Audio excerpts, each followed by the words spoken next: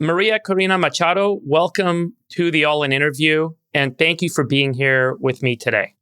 And congratulations on winning the Nobel Peace Prize 2 weeks ago.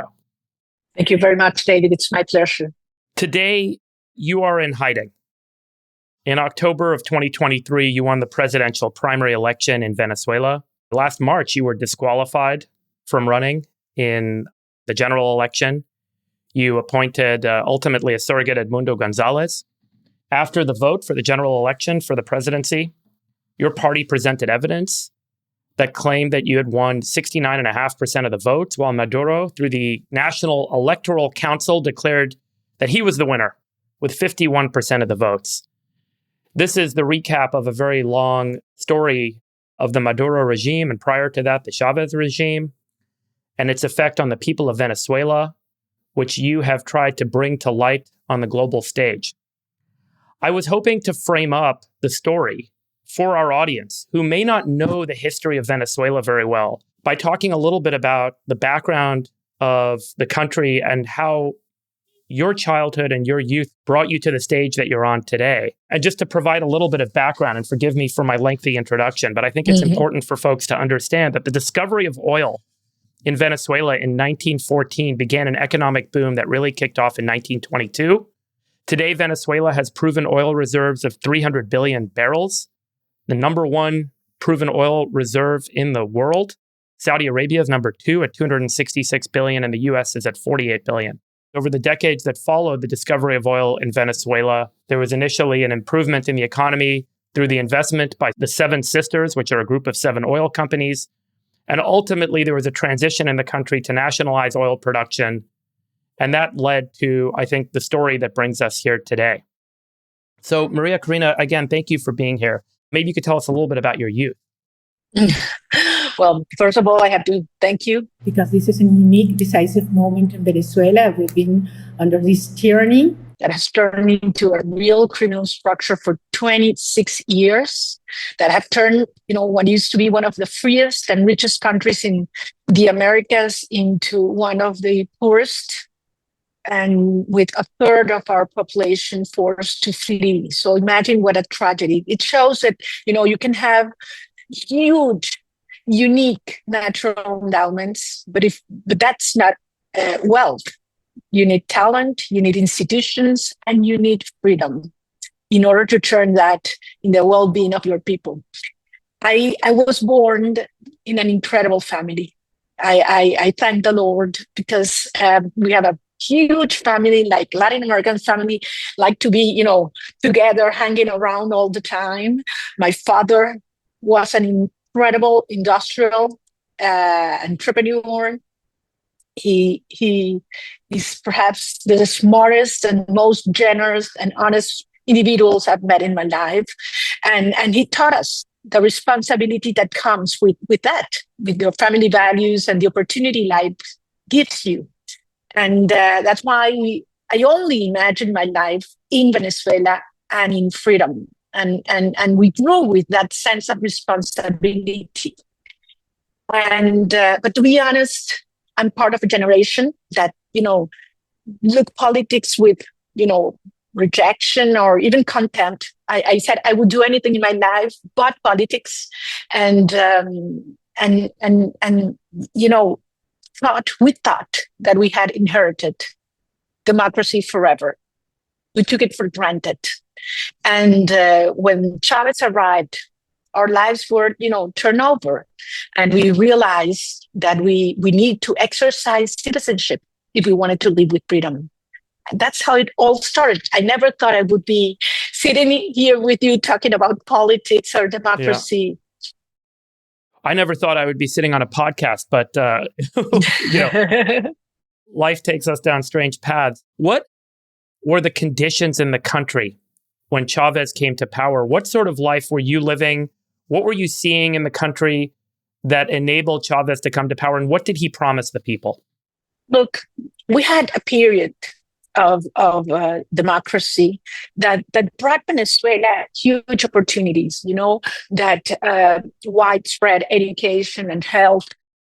Unfortunately, we stopped short of a real free economy, but the state control, not only of institutions, but as you mentioned, when the oil companies were, turned into the government, statized, and terrible incentives started being created, and more and more people felt excluded from that, wealth that the Venezuelan society was getting, or the country was getting, because it was all in hands of the state.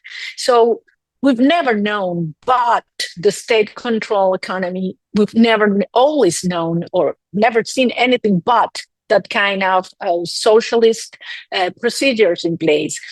When Chavez arrived, we had gone through a political crisis, and there were growing tensions and claims of corruption in the political system, the party system, and also the price of oil had declined. It was around $8 a barrel. So he came with a populist narrative, offering everyone to be equal and to revenge against all those that were guilty of poverty in the country.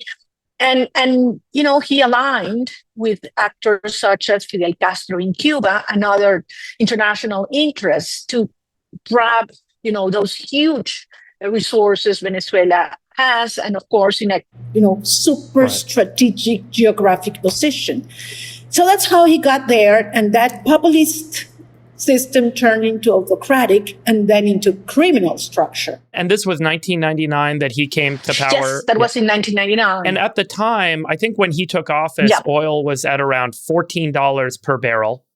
And a few years later, oil spiked up to $100 per barrel. Even less. Yeah, that's true. Just to contextualize all of this, prior to his coming to power, the oil companies had been nationalized. So to your point, the government was really the economy. And he promised this sort of equality and redistribution of value for all of the people of Venezuela. Is that what he promised? And the economy was really depressed because of the oil price being down.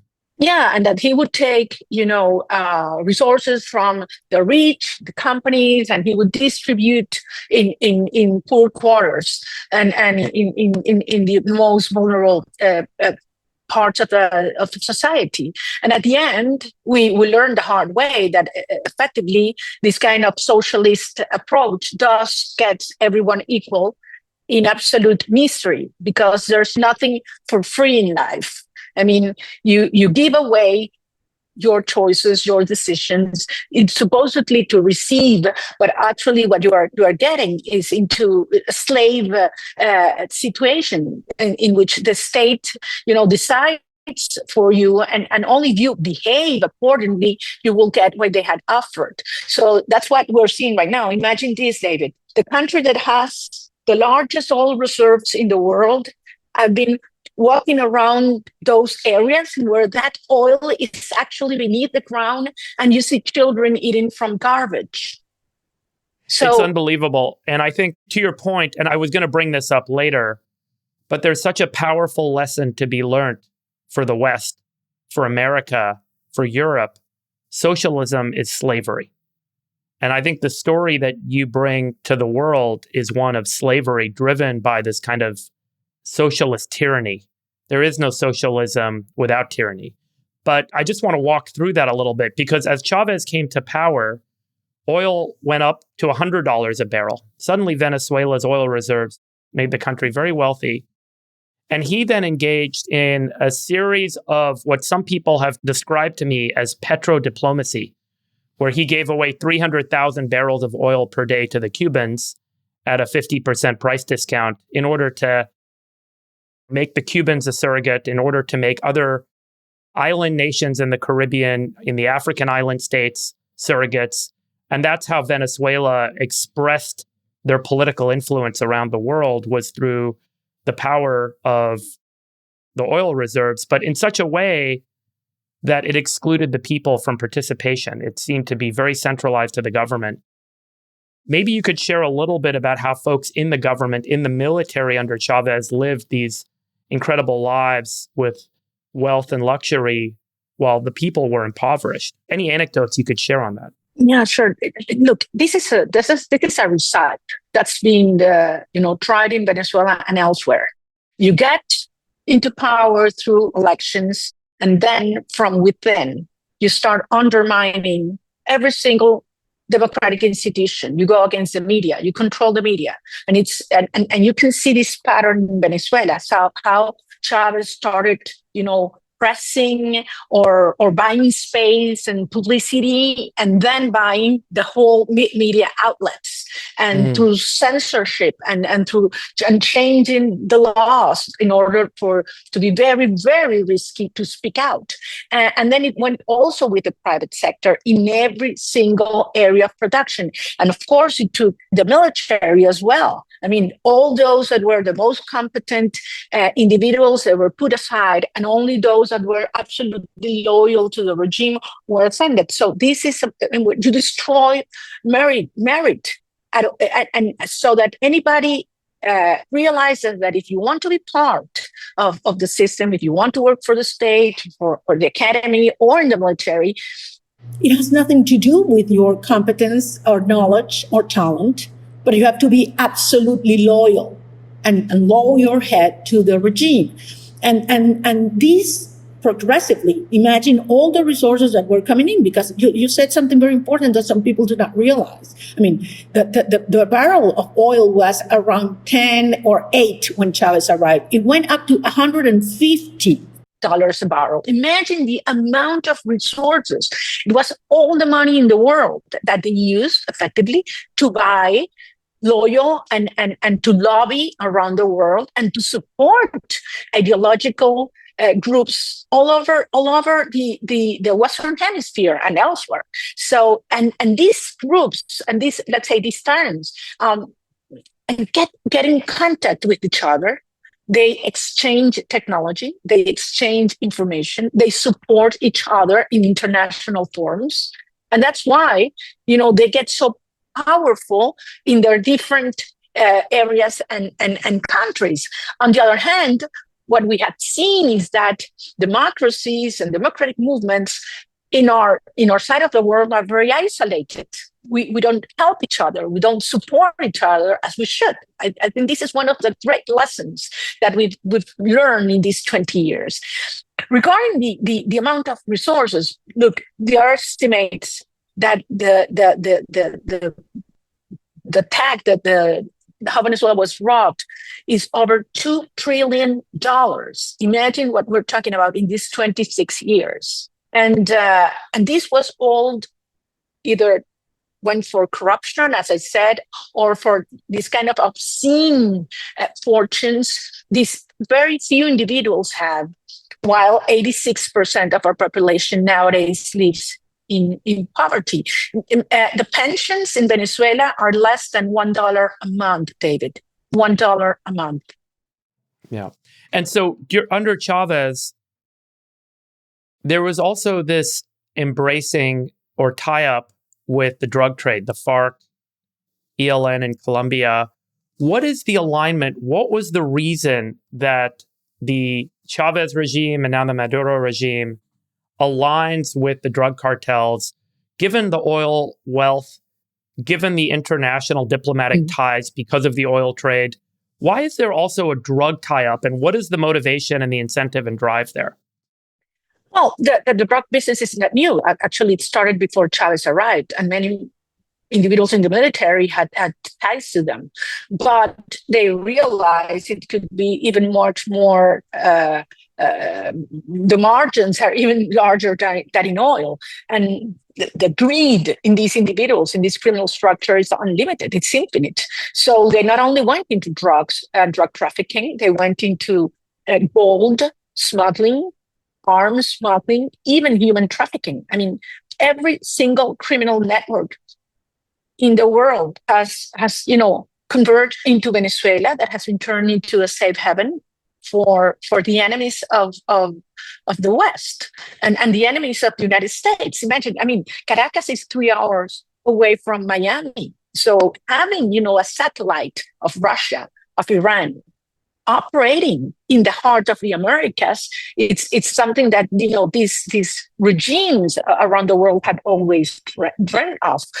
Even terrorist groups such as Hezbollah, Hamas, to which Chavez and Maduro have given thousands of Venezuelans identities and passports to travel around freely around the world. So under Chavez, the GDP declined 70%. There was mass starvation, highest crime rates in the world, 90% poverty rate. Much of the stories and anecdotes that you've shared have been reported publicly by international organizations. You are 32 years old when Chavez comes to power. 3 years later, you start a civil organization called Sumate. What were you doing when Chavez came to power professionally? And what motivated you to get involved in the civic engagement that carried you forward to today? Well, I had been working in the private auto parts and steel industry, following my father's steps. And also I was involved in an NGO that took over a children's shelter for abandoned and abused children. And I as I say, I never thought I would get involved into politics. But once this individual arrives, and it's evident for us that he was promoting the division of our country, to create tensions, to divide even families, even my own family. The degree of hatred, of violence in his speech, the way he wanted to create tensions among religions, races, we realized that was going to turn apart our country. And a group of friends, all engineers, decided that we will work to gather petitions for a recall referendum. We thought it was going to be like a super easy task to get, 6 million petitions in a few weeks, and we learned the hard way. It would require a totally new kind of citizen organization, and that's how Sumate, which means join up, finally was managed to gather the petitions in just one day. Millions of people came out and signed these petitions. It's a long story. Chavez eventually committed fraud in the referendum and stayed in power and got even more and more autocratic as the years passed by. So were you doing Sumate full time? Did that become your life's work at that point? And then how did you make the decision to run for the National Assembly, which was in 2011? Fast forward 9 years after founding Sumate. Sumate was like an awakening for me and for many Venezuelans. We realized that we could not rely our citizenship in political parties, and that you cannot be complaining about politics if you're not willing to do your part. And that's why, it came a day when I said, look, I know how politics are doing, how it works. I don't like it. So I cannot complain if I'm not willing to take my own steps. So I took this fellowship to a program in leadership at Yale University. And it was like seeing my life from above. And I made that huge decision that I was going, to go for it. I was going to run for Congress. I had no political party. I had no experience. Everything was against me. Everybody told me, you are crazy. You are never going to win. You are never going to get support. Nobody's going to support someone, whose family has resources, who's a woman. You are divorced. You are not a socialist. I mean, I had every single condition to fail. And I decided, I felt it was my responsibility. I could not, get afraid of and I had to trust my own, feeling. And it was impressive. Volunteers started, contacting me, and in a matter of months, with no money whatsoever, no organization, no media, nothing, I won the primaries. and then I for the National Assembly. That was in 2010, and then I won the election with the highest number of votes in Venezuelan Congress history. Amazing. How much of a role did the internet play? I worked at Google a long time ago, and we always had this conversation that the internet is going to create a democratization of information, that you no longer had centralized control of information through media, and in the case of Venezuela, media that is effectively controlled by a government that wants to stay in power. Did the internet play a role in giving you the ability to reach people around the country in 2010 to be able to get elected? Absolutely. And not only that, in 2010, I wouldn't have won if it wasn't for the internet. Right. I mean, no media outlet would dare to interview me. And it was a way in which we could organize because we have no resources. But further ahead, let me tell you, I know how there are so many concerns about the use of technology by bad guys and by the regimes that are autocratic. And Venezuela is, a textbook case of how you get infiltrated, persecuted, manipulation, and so on. But if it wasn't for technology, we wouldn't be here at the threshold of freedom. And this is something that we need to really highlight, David. So you are, like all great revolutionary leaders, speaking truth to power. You have a seat at the table now. You're in the National Assembly. And then in March of 2014, you address the Organization of American States about Venezuela's human rights. And then a few days later, you were expelled from the assembly. And then there was all this legal stuff that happened, which we don't need to get into. But can you just frame up what happened in that moment, kind of what your narrative is on the transition where they said you can no longer be a representative here anymore? Well, I had a previous experience just 1 year before, because we went for a presidential election and we won against Maduro when Chavez died. And they committed fraud, and we weren't able to prove it that we have won. And that was in April 2013. And I went back to the National Assembly. I stood up and I said, Maduro is not the legitimate president. We won.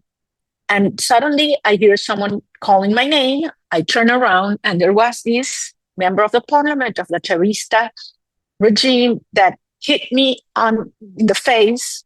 And she broke my nose in 5 pieces, and we were locked in Congress.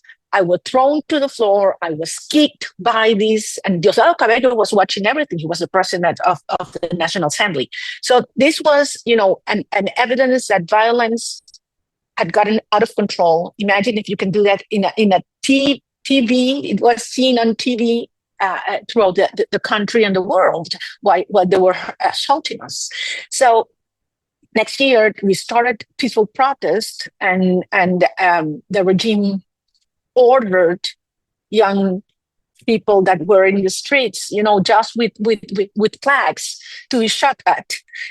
So I went to the OAS, Organization of American States, and it was the first time Maduro was accused of human rights violations internationally. As soon as I came back, they just ejected me from the National Assembly, and by force prohibited me from going back into my seat. So it was a very hard moment, but at the same time, it was a great opportunity because I realized that I needed to reach out personally to our country and create a totally new organization that promoted our ideas and prepared for the next stage of the struggle. And this was in 2014. Can you share about the Maduro transition? Maduro is, on paper, seemingly wouldn't have been the natural successor to Chavez. He started out as a bus driver and then he was a union leader. It's unclear from the outside what makes Maduro the selected successor to Chavez. What is it about him as a man, as a person, with his character that made him the successor to the Chavez regime? Well, Maduro was trained in Cuba, so it was the Cubans who chose Maduro. It was a very easy option for them, totally loyal. to the communist Castro regime. And Maduro has nothing restricts him from exercising, violence and force for his ideas.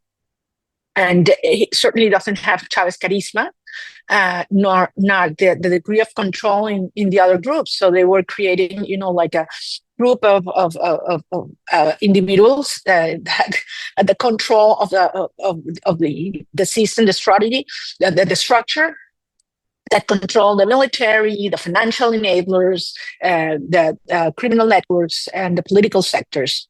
And that's how he went over, taking more and more control and turning Venezuela, as I mentioned before, into this safe haven of criminal activities. And he himself turned into the head of these structures. When we heard about the Tren de Aragua, now about the Cartel de los Soles, the Cartel of the Suns, I mean, these are structures that we have denounced for years. And we have tried the world to understand that this was not a conventional dictatorship anymore. This is a very complex structure that produces obscene amounts of resources, not only for them, but also for very dangerous allies that come from very far, such as the ones I mentioned before, terrorist groups and so on.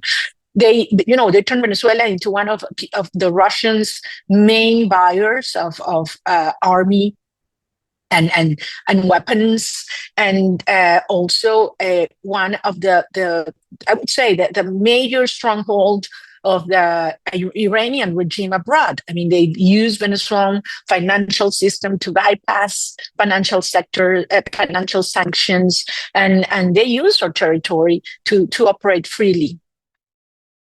And what about China? Can you share a little bit about China's relationship with Venezuelan leadership and Maduro, and when that became a more kind of intimate economic tie? Well, Venezuela turned out to be China's main debtor, with over $60 billion dollars in debts. That accounted for all kinds of different projects that were never built, and certainly China realized that Venezuela's natural endowments are unique, absolutely unique. It was strategical. Nonetheless, the degree of corruption in the system and in this system is so big that China stopped funding Maduro about 7 years ago, and simply is getting, the oil to pay for the debts that are still pending.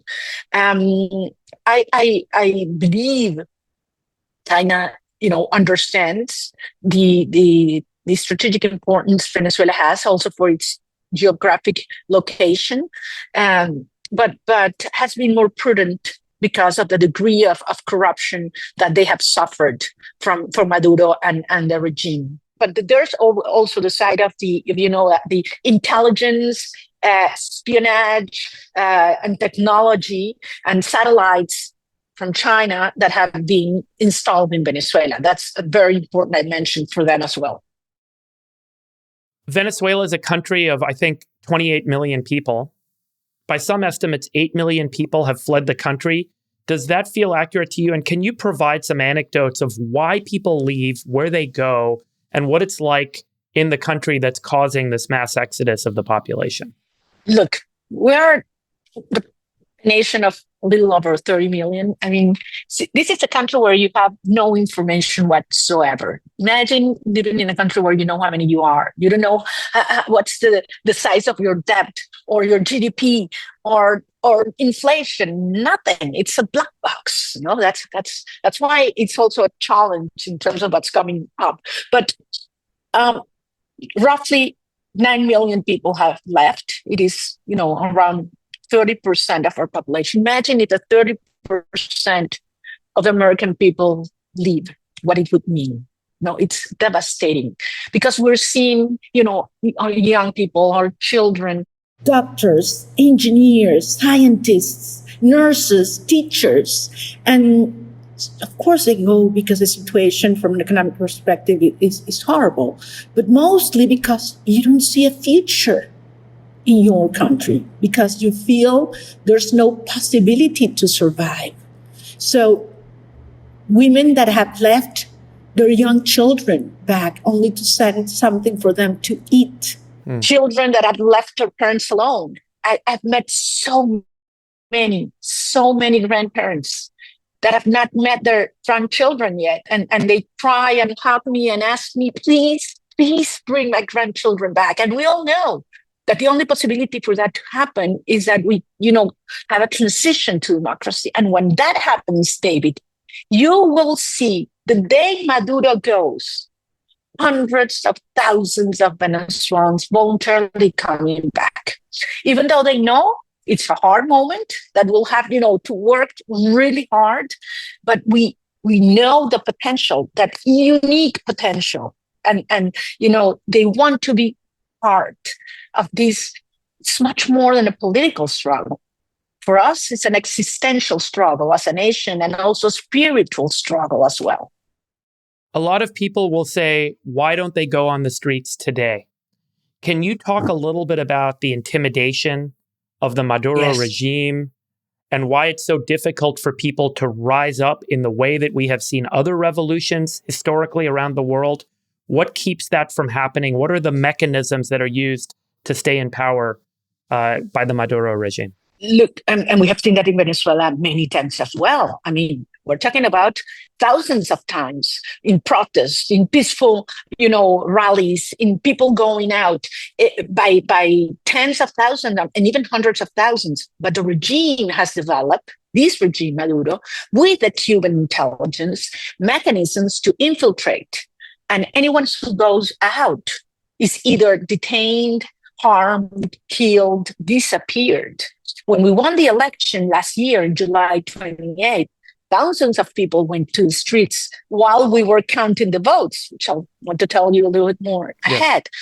And, in a matter of 24 hours, 2,500 people were in prison, including young people, children, women that were even sexually assaulted, abused, just because they had gone out to the streets to peacefully claim for their right for popular sovereignty to be respected. But they went beyond that, David. They went to the houses of our activists that had been taking care of the election, that work as witnesses, that they took care of the tally sheets, and they took them away. And if they weren't there, then they would grab their families, their mothers, their children, their couples, and every single person who even posted my picture on their Instagram account or X account, whatever, they would go and take them as well.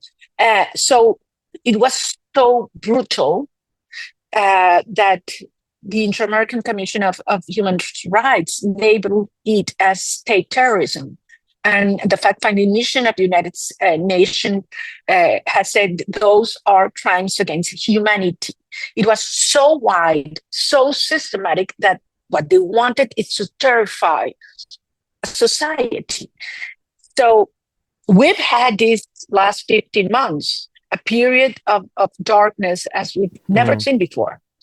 I was accused of terrorism. Maduro is searching for me. He said I would spend the rest of my life in prison. Some people think it would be even worse. But, all my team, which, managed the campaign, this incredible campaign that took place, are either in prison or they had to leave the country. So this is a moment in which, fear has been, imposed by brutal force, but that doesn't mean that Venezuelan society is neutralized. On the contrary, as we managed to organize for an incredible epic episode when we won the election, now we have been organizing underground and preparing for the day in which democracy will come and people will make sure it is an orderly process.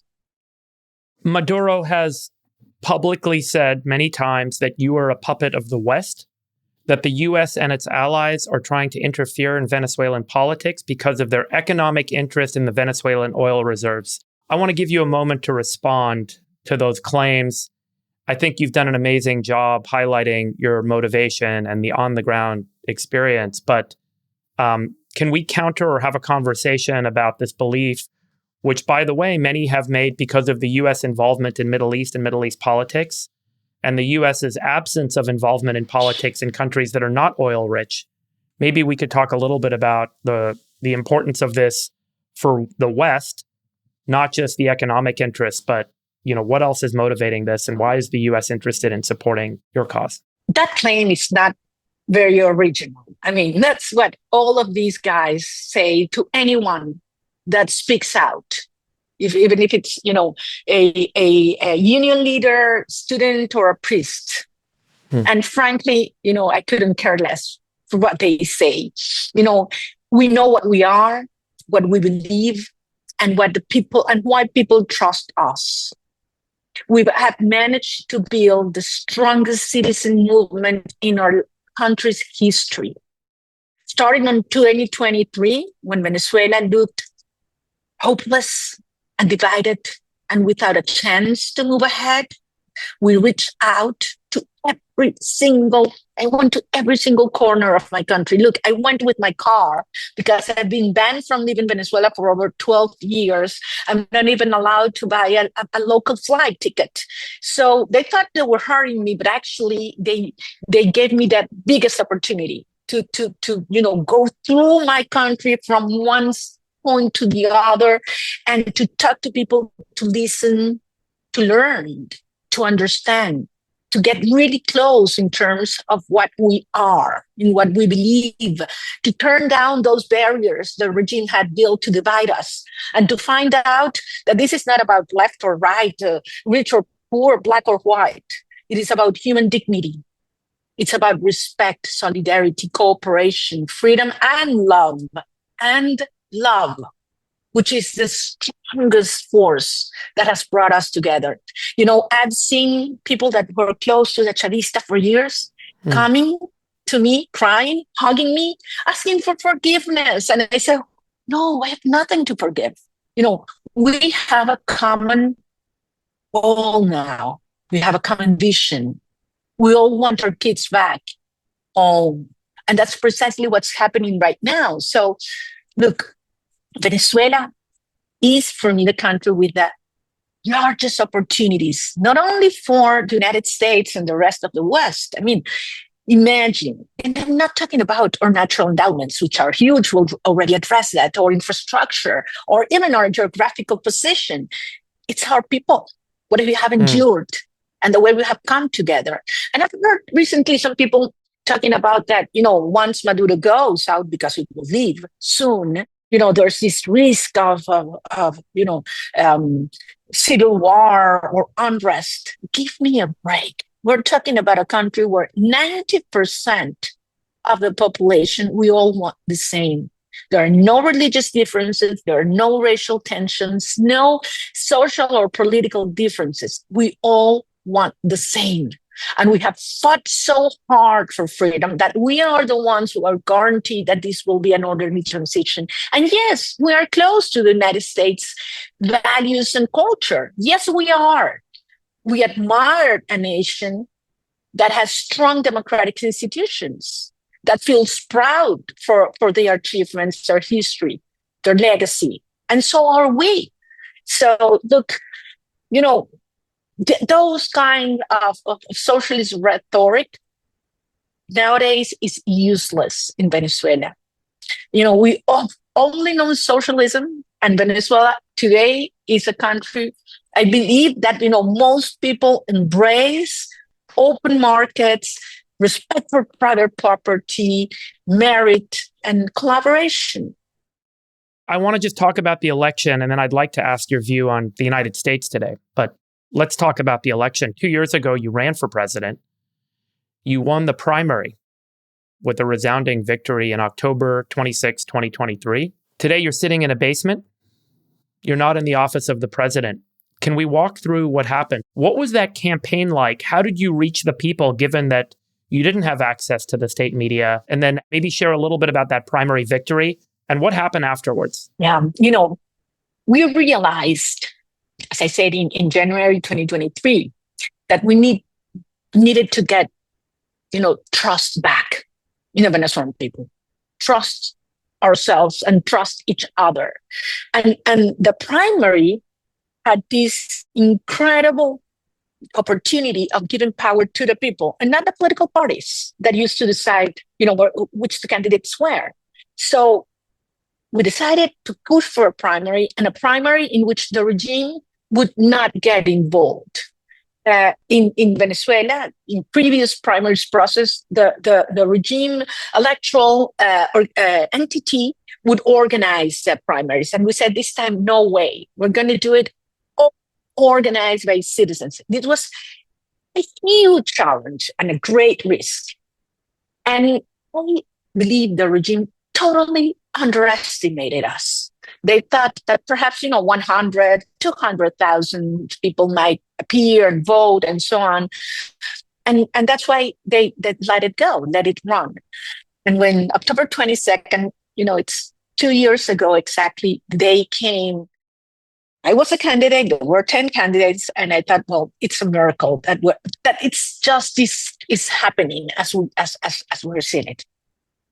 At mid-morning, around 10 or 11 in the morning, I start getting calls from all around the country saying, we run out of ballots. I said, what do you mean? I mean, it's only 3 hours of the process. What do you mean? We ran out of ballots. So many people showed up, over 3 million Venezuelans. And it was such a courageous act, David, because going out meant that you were voting for the opposition. No, so this was huge. I'm talking about remote towns that we need to have river boats in order to get the results. And also Venezuelans around the world, because I insisted, and many of us, that Venezuelans abroad, our diaspora, should be allowed to vote. So that day, our country came together. I am humbled. I am grateful. I got 92% of the votes. And Maduro realized that, they wouldn't be able to stop me. So they banned me from participating. I confess to you that it was one of those really tough days in your life because it was so unfair. I mean, I had a mandate, but, I could have blown everything, but I decided, no, we have to keep on going. And we're going to find someone that is willing to take my place. And once again, the regime underestimated us because they accepted a 74-year-old diplomat that nobody knew who he was. A super honest, loyal, intelligent, good person, but no one knew who he was. This is Edmundo Gonzalez. Edmundo, exactly. Yeah. Edmundo Gonzalez, our president-elect. And I had a poster with his face. So I went all over the country telling, if you want to vote for me, you have to vote for him. And this is the guy. And at the same time, remember, we had over 30 elections that progressively were more and more and more and more fraudulent. Edmundo Gonzalez, he became your candidate in July of 2024, last summer, just to be clear, right? In May. May. Okay. The elections were in July. Yeah. Okay. Elections were in July. So imagine at this time, nobody knew who the candidate was. And everybody knew we were facing the most fraudulent system in the world. The concept of fraud elections that are being spreading around the world, it was born here in Venezuela. With the electronic machines and all the stuff they've been creating around it. Fear, manipulation, altering the register list, and so on. So we realized that we needed to use technology in our favor. And that's why we managed to create a legion of volunteers. We trained them without the regime noticing that we were training them. There were 5,000 sessions in person and over 300,000 people trained by the internet. We developed apps for cellular phones in which, we will monitor every single polling station around the country. How many people did you recruit to this legion for the ballot monitoring? It ended up being more than 1 million volunteers, everyone with a specific task. David, we had no money. We could not print flyers or posters. You know how much was our publicity budget? 0. We didn't pay for one ad, nothing. When we went around the countries and we stayed in hotels, the regime would come the next day and close a hotel. If we went and stopped in the street to buy some food, then they will punish the restaurant or the snack place. I mean, they blocked streets. They got our people in prison, persecuted those that were in control of the electoral and organization departments. I mean, this was huge, but they turned this into an epic. And citizens decided that it was going to be their own epic, their own victory. So we train all these people with our diaspora. We had these apps designed, and we knew, and this is a very important part, that we had to prove our victory. For the first time, we needed to prove the results. So we designed a system through which we would collect the original tally sheets, we would scan them, and we will publish them in a digitized web page, super robust, for the whole world to see. And in order to do this, imagine we are in a country where 60% of our territory doesn't have access to the internet or even cellular phones. So we needed to geo-optimize, process centers to process the physical tally sheets. And we did that. We smuggled Starlink and antennas into the country, generators, laptops, cell phones, and without the regime noticing it, we installed these 130 operational places, and in less than 24 hours, we were able to prove our victory with the images, original images of the tally sheets being seen and scrutinized by the whole world. They were audited by over 20 different independent technicians and universities, and they all concluded that those were the real results. So, to be honest, I think we do have set a new standard for electoral integrity, not only in dictatorships, even for democracies. And the data that you shared showed that you won a resounding victory. Your party won the presidency, and Maduro declared himself the winner. Since then, he's issued a warrant for your arrest. What is next for you? What is next for the country? Look, it's been such a long way. I mean, I have so many colleagues and friends that are currently in jail, that are very far away, or even killed. I mean, this has been very painful. But at the same time, we have grown so much. I mean, we're a different society, but also we're different and better individuals.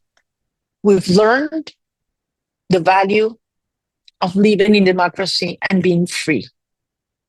And now we've come such a long way. We defeated Maduro in the hearts and minds of the Venezuelan people. We defeated Maduro in the ballot boxes. We defeated Maduro in the spirit of Venezuela. And now the only thing he's got left is his, violence and a few top brass individuals and financial enablers that have terrified those in the military that still are, supporting him. But, these last 15 months of resilience and resistance have created more and more pressure from within. And now, finally, we're seeing a reaction from abroad. For years, we have asked the world to understand that this is a criminal structure, and as such, in order to break it down, you need to cut the inflows of criminal money that comes from drug trafficking, from gold smuggling, for human trafficking, or the black market of oil. You need to cut those inflows. And that's precisely what President Trump is doing right now. And we are very grateful to see this international coalition that is applying, the law, the enforcement of the law on this criminal structure, which is what we need. I mean, Maduro, for so these long years, have felt that he could, disappear, kill, torture people with absolute zero cost. But the time of impunity has ended, and I believe the regime is its weakest position ever. They understand this is serious. There is a real threat, and we are seeing defections, betrayals, and more people from within the regime reaching to us. And what we're saying is, look, we had offered a possibility of a negotiated transition, and now that that day is close, we offer, everybody that decides to step on the side of the law, that they can be part of this huge transformation of Venezuela.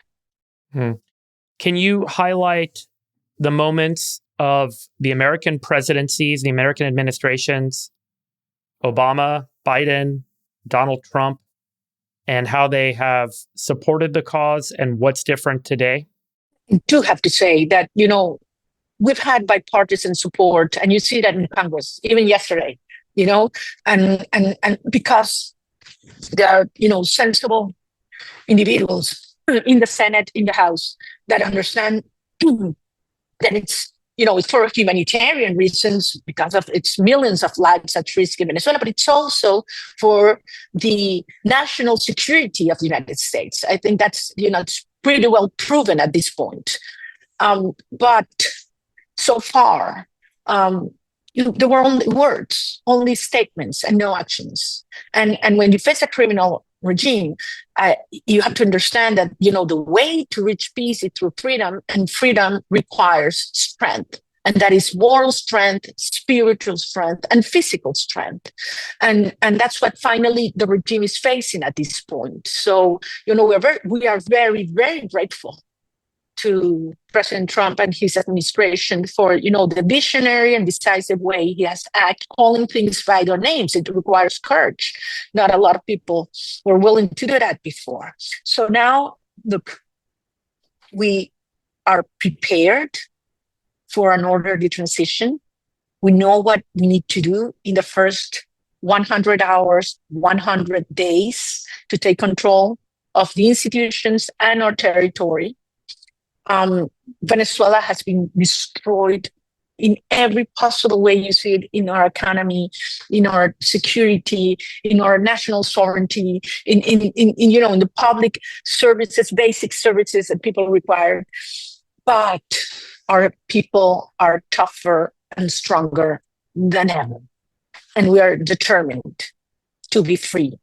So this is going to be it's going to be a rebirth. We're going to turn Venezuela from the criminal hub of the Americas into the energy hub, the technology hub, and the democracy hub of the Americas. And we will need to do that from scratch, from ruins.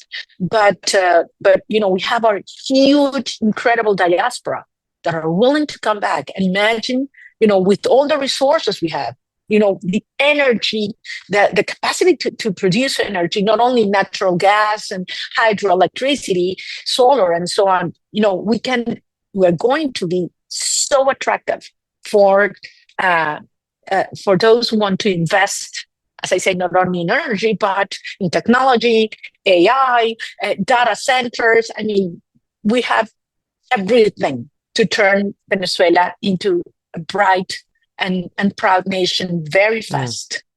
And before we wrap, María Corina, I'd love to just ask you an important question, which is we are seeing a rise of interest in socialism that's unprecedented in the history of the United States, largely fueled by what some would argue is a challenging income growth situation, student loan debt. I mean, it's a very different situation than Venezuela, but many middle-class American children are finding themselves unable to progress. Like every generation before them in US history, they cannot seem to create a better lives for themselves than their parents.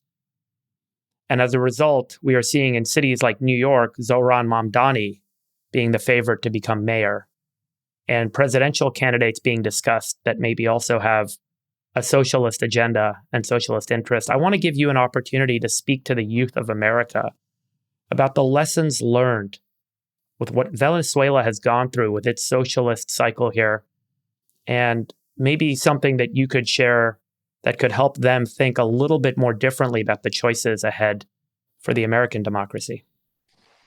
Yes, we went through the same experience. 26 years ago, people would warn us and say, watch out what socialism and communism could bring to you. And we would always answer, Venezuela is not Cuba. That's not going to happen to us. And at the end, look what, the disaster, devastation. We had, 9 million of our people spread around the world. And the fact is that you can only live in peace and prosperity if you have freedom and democracy. That's our lesson. And those who offer to give you for free what you need to get on your own with hard work, at the end up, charging you with the most valuable asset you could have, which is your freedom, your capacity to decide and to make your own decisions. And that's a great lesson. I mean, when you have the state on top of you, that means the whole society will probably be equal in misery and poverty. So I do trust the American institutions and the American spirit and the American dream. And I think these temptations come many times, and they are good because they make societies reflect on what they have and understand that freedom and democracy ought to be defended, taken care of every single day of your life. When you lose it, it's very hard to get it back. And that's a lesson we're going to give to our children and our grandchildren. And I believe the American people values what they have. And I hope that, having so many Venezuelan people around you can also get you an idea of the threats and dangers of these systems. María Corina, courage is speaking truth to power. I cannot think of a more powerful regime to speak truth to. And I thank you for your courage, for your leadership. Congratulations on winning the Nobel Peace Prize. And thank you for joining me here today. Thank you. It was a pleasure. And I look forward to hosting you in a free Venezuela, where you will see, great investment, great prosperity, and also peace and freedom from Venezuela to the rest of the region. Thank you so much, David. Thank you.